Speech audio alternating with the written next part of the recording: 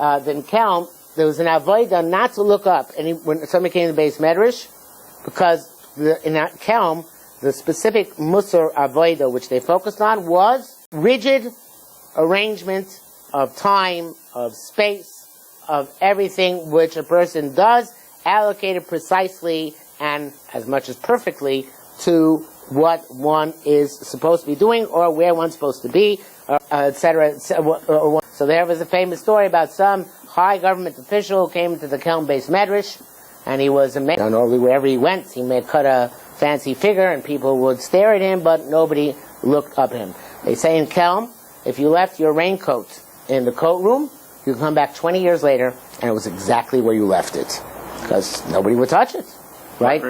Doesn't have to. I don't know why they didn't have a lost and found back then, but they left it. They would be left in place, intact. In Kelm also they had a 5-minute a seder every day for 5 minutes, a 5-minute seder, to show what the value of 5 minutes is, so that you should know what you can accomplish in 5 minutes. Every day is a 5-minute seder. What? I think probably, I assume they did Musar, but I don't know. Could be they did Tanakh, could be it was optional, I don't know.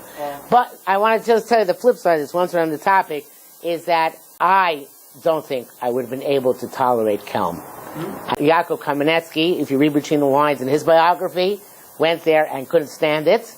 My hero, Avraham Elia Kaplan, went there, and I don't think he could stand it either, because you have to have a certain type of personality for this type of Musar, which is so highly and precisely structured and determined and planned. And those of us who are kind of quirky, I don't know, not Reb Yaakov and Reb Elia Kaplan, but me, those of us who are quirky and eccentric, we don't fit into these molds so easily. But that's not always good. It's not always good to be rigid. There's sometimes big issues of being too rigid. Like that may be, but Kelm produced very great Gedolei Torah. I'm not saying very great Bali Avodah. That's why there are the yeshivas. So they went to Slobodka. Slobodka was very different.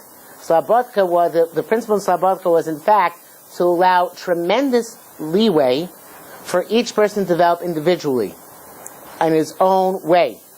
Whatever it was. Whether it was in Lomdis, in Halacha, in Musar, in Machshava, in other ways of serving Hashem by developing one's potential. So that was almost the antithesis of Kelm. In Kelm, it was very structured, and Slobodka was very highly unstructured.